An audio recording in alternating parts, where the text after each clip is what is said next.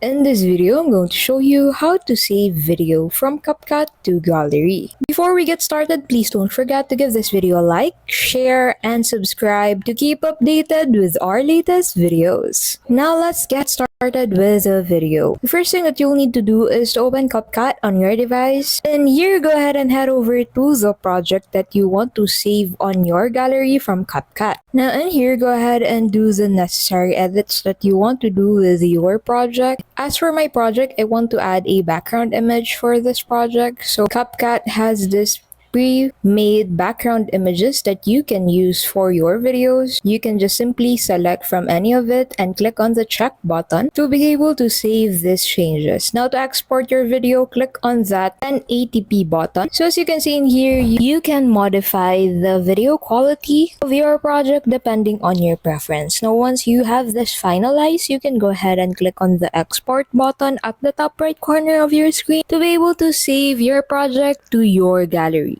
Thank you so much for watching. I hope this guide helped you out. If it did, please don't forget to give this video a like and subscribe.